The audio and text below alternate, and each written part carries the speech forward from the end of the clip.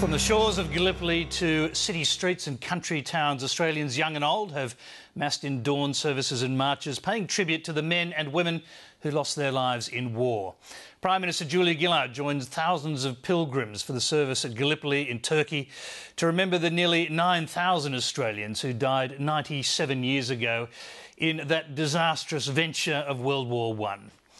Kerry Brewster reports. Some 6,000 people, mostly Australians and New Zealanders, had camped overnight to attend the service, marking Australia's worst military defeat.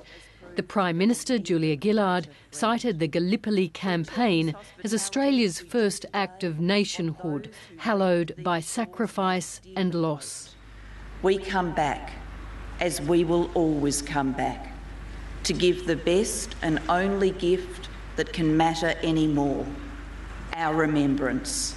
We remember what the Anzacs did in war and for what they did to shape our nation in peace. The Prime Minister paid tribute to Turkey for its generosity in preserving Anzac graves and naming areas of the peninsula after the Anzac tradition. We therefore owe the Republic of Turkey a profound debt. A dawn service in the French town of Villers-Bretonneux marked even greater human loss. 46,000 Australians killed on the Western Front.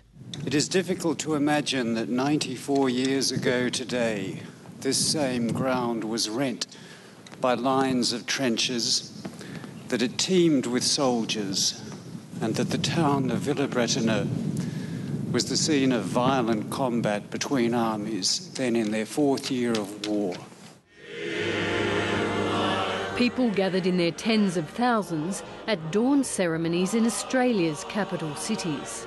We pray for all who serve in the Australian Defence Force, and particularly on this Anzac Day for those deployed in Afghanistan, the Middle East, on border protection, in East Timor, the Solomons and Southern Sudan.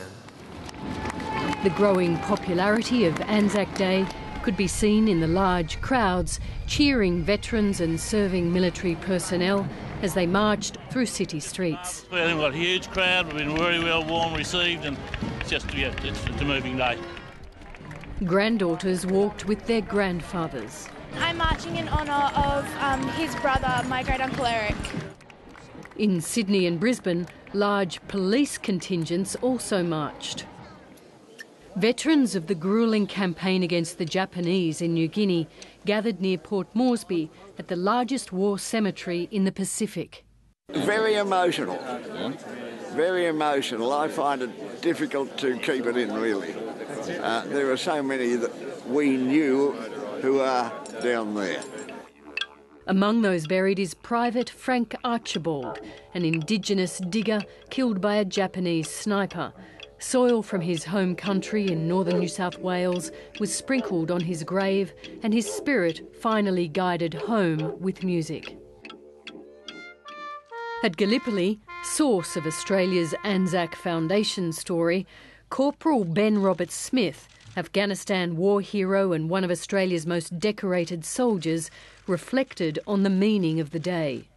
I don't think we need to sacrifice any more human beings unnecessarily. So if there's another option, then that's obviously the way to go. At the going down of the sun and in the morning, we will remember them. Kerry Brewster, Lateline.